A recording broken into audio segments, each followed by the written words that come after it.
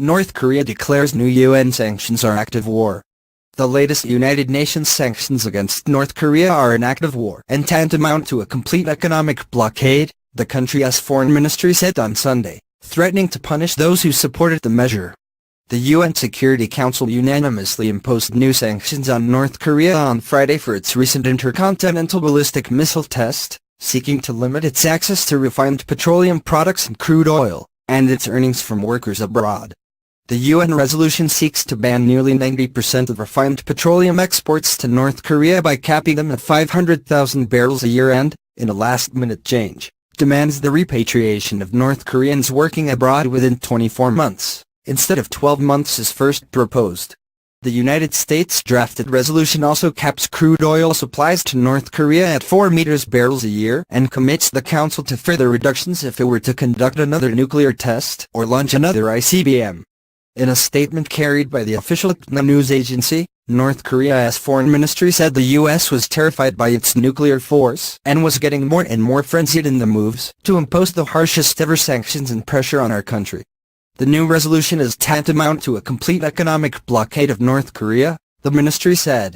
We define this sanctions resolution rigged up by the U.S. and its followers as a grave infringement upon the sovereignty of our republic, as an act of war violating peace and stability in the Korean peninsula and the region, and categorically reject the resolution, the ministry said.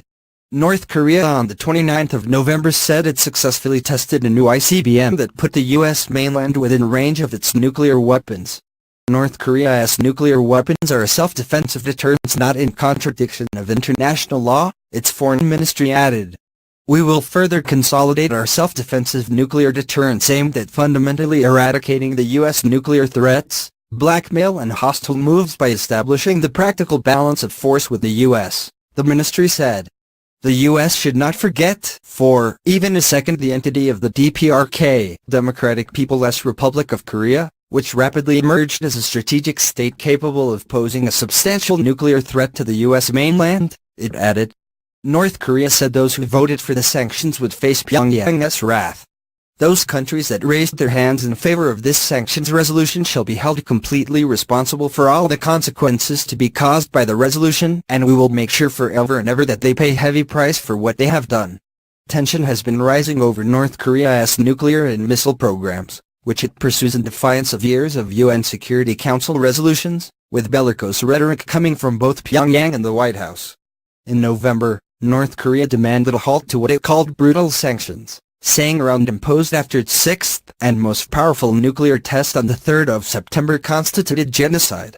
U.S. diplomats have made clear they are seeking a diplomatic solution, but proposed the new, tougher sanctions resolution to ratchet up pressure on the North Korean leader, Kim Jong-un. China, with which North Korea does some 90% of its trade, has repeatedly called for calm and restraint from all sides. The Chinese